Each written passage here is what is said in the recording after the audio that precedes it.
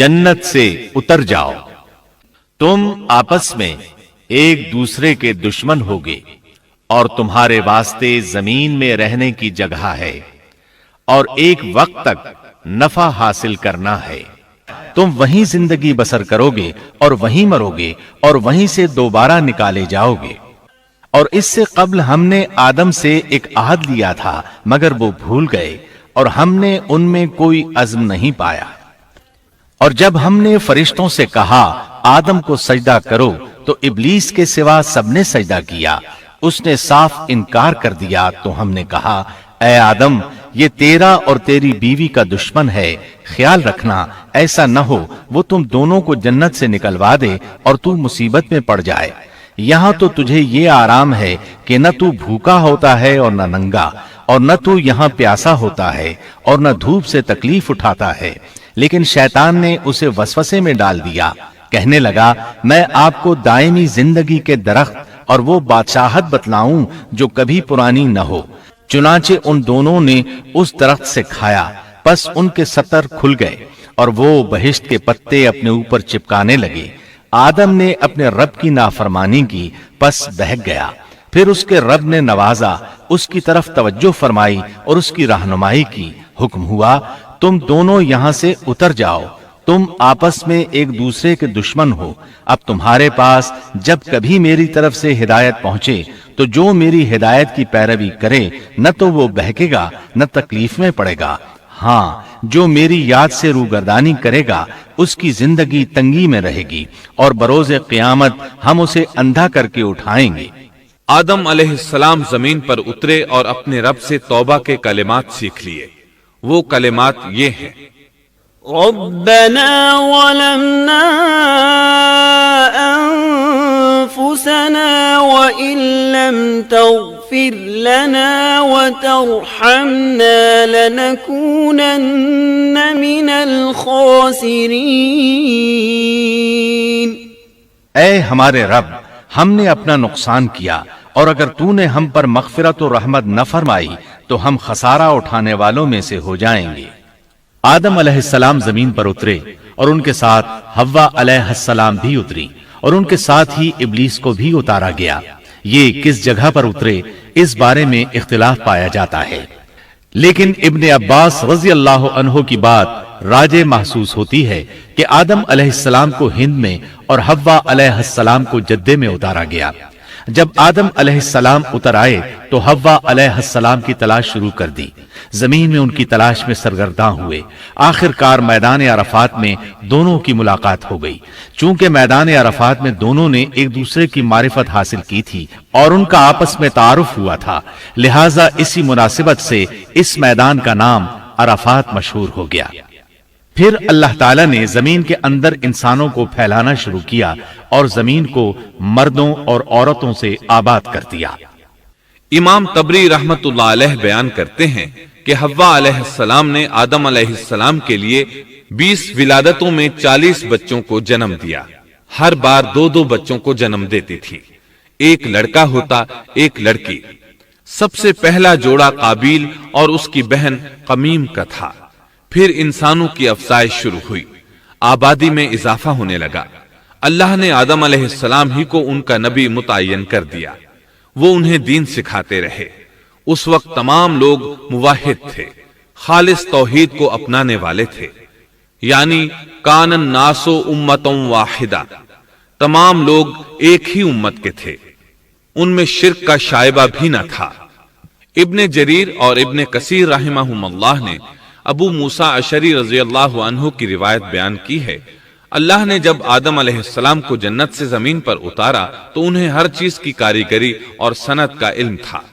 जब वो उतरे तो आलिम भी थे, लिबास में मलबूस भी थे, कामकाज के तमाम तरीकों से बाखबर भी थे, लोहे, आग, लकड़ी और कपड़े के इस्तेमाल से भी बखूबी वाकिफ थे। हमारे बरक्स वो इन कामों को अपनी इब्तिदा ही से जान चुके थे, क्योंकि हम सब लोगों का हाल ये है कि जब तक सिखाया न जाए हमें कुछ नहीं आता। आज के दौर में बाज अफ्रीकी कबाइल के अफराद वहशियाना और गैर मुहज्जब जिंदगी गुजारते हैं। उलमा का कहना है कि ये लोग जमीन पर रहने वालों में से गुमराह तरीन इंसान हैं। انہوں نے اے لوگو اللہ کی عبادت کرو، اسی نے تمہیں زمین سے پیدا کیا ہے، اسی نے تمہیں زمین میں آباد کیا ہے، اس سے معافی طلب کرو، یقیناً میرا رب قریب ہے اور دعاؤں کو قبول کرنے والا ہے۔ اب ہم آتے ہیں سیدنا صالح علیہ السلام کے قصے کی طرف۔ دن گزرتے گئے اور لوگ ایک بار پھر ابلیس لعین کے وسوسے میں آ کر کفر کی طرف پلٹ آئے، کیونکہ ابلیس کسی بھی شخص کو وسوسے میں ڈالے بغیر نہیں چھوڑتا۔ اس طرح ایک بار پھر کفر پھیل گیا، چنانچہ اللہ نے ان کی ہدایت کے لیے صالح علیہ السلام کو مبعوث فرمایا۔ یہ سمود کے پوتوں میں سے ایک عربی نبی تھے، ان کا نسب نامہ اس طرح ہے: صالح بن عبید بن سیاف بن ماشح بن عبید بن حاضر بن سمود بن ارم بن سام بن نوح علیہ السلام۔ گویا صالح علیہ السلام کا تعلق قوم سمود سے تھا، اور یہ قوم قوم عاد کی نسل سے تھی۔ سمود کی قوم نے یمن کو خیر باد کہا اور جزیرے سے شمال کی طرف منتقل ہو گئے، پھر وہاں ہجر نامی ایک بستی میں جا ٹھہرے۔ قرآن کریم کی سورۃ الحجر اسی بستی کے نام سے موسوم ہے۔ قوم عاد کا تذکرہ سورۃ الحجر کے علاوہ سورۃ الاحقاف اور سورہ ہود میں بھی ہے۔ اللہ تعالیٰ سورۃ الحجر آیت 80 میں فرماتے ہیں، اور ہجر والوں نے بھی رسولوں کو جھٹلایا۔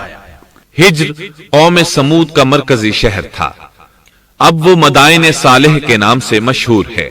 یہ شہر مدینہ منورہ کے شمال مغرب میں 380 کلومیٹر کے فاصلے پر واقع ہے۔ یہ لوگ بھی پہاڑوں کو تراش کر گھر بناتے تھے۔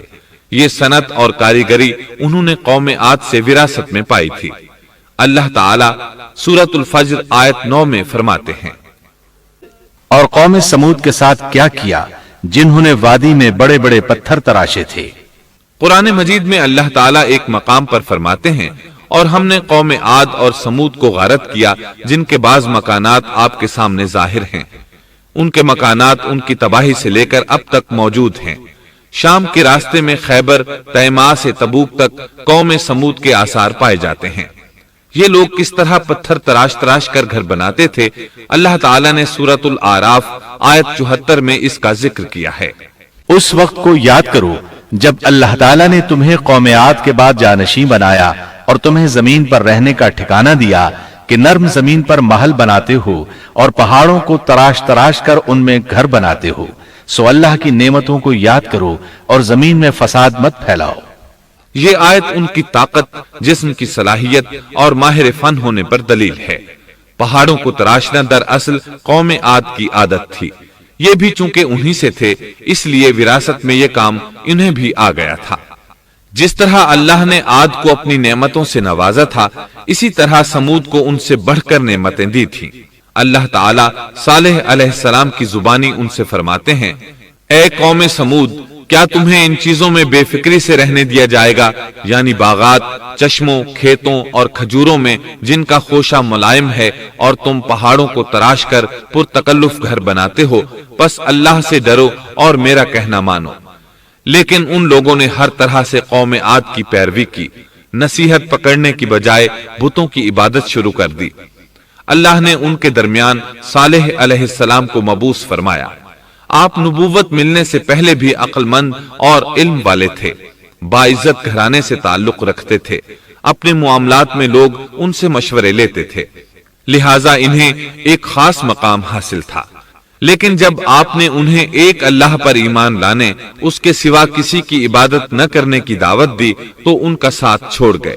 جواب میں ان سے کہنے لگے، اے صالح، اس سے پہلے تو ہم تجھ سے بہت کچھ امیدیں لگائے ہوئے تھے۔ مطلب یہ کہ پہلے تو ہمارے نزدیک آپ کا بہت مرتبہ تھا، مقام تھا، ہمیں آپ سے بہت امیدیں تھیں، لیکن آپ نے تو یہ باتیں کہہ کر ہماری ساری امیدوں پر پانی پھیر دیا۔ ان کے اس جواب کے باوجود صالح علیہ السلام انہیں اللہ کی طرف بلاتے رہے اور ان سے کہتے رہے،